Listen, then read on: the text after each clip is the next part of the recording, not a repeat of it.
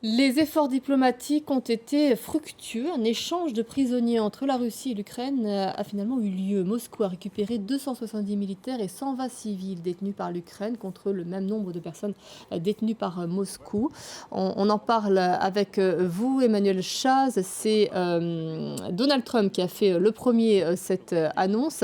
On sait que le Vatican a peut-être joué d'ailleurs un rôle aussi dans ces négociations.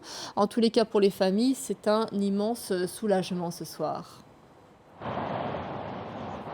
Oui, effectivement, c'est un immense soulagement que cette première journée qui a vu 390 prisonniers de guerre ukrainiens retournés des prisons russes se soit déroulée. C'est autant de familles qui sont soulagées. Le président Zelensky a précisé que le reste des prisonniers, dont une liste de noms avait été communiquée hier par le côté russe, sera libéré demain et après-demain, donc en trois vagues successives. Donc aujourd'hui, 387 hommes et 3 femmes ont été libérés. Il s'agit de soldats mais aussi de civils détenus jusqu'à présent dans les prisons russes. Et il est important de souligner la différence de traitement entre les prisonniers russes en Ukraine et les prisonniers ukrainiens en Russie. Ces derniers sont régulièrement victimes de torture. En tout cas, c'est ce que les prisonniers qui reviennent de captivité russe révèlent, et même sans en parler, il suffit de les voir. Ils sont émaciés.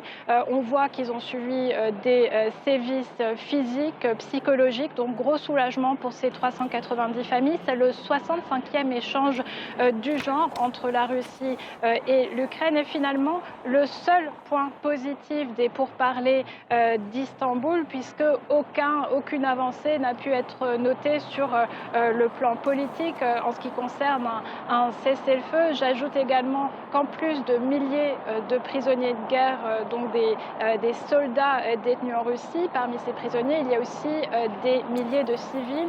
On en compte au moins 16 000 qui sont toujours dans les prisons russes, qui eux aussi subissent des sévices pour la simple raison qu'ils sont ukrainiens. Il y a également près de 20 000 enfants ukrainiens, souvent issus des zones illégalement occupées par la Russie, qui ont été déportés par Moscou et dont le gouvernement ukrainien ainsi que la communauté internationale appellent au retour, puisque ce sont des déportations illégales, des déportations forcées d'enfants. Donc la situation humanitaire est toujours très critique pour les civils qui sont victimes de l'agresseur russe ici.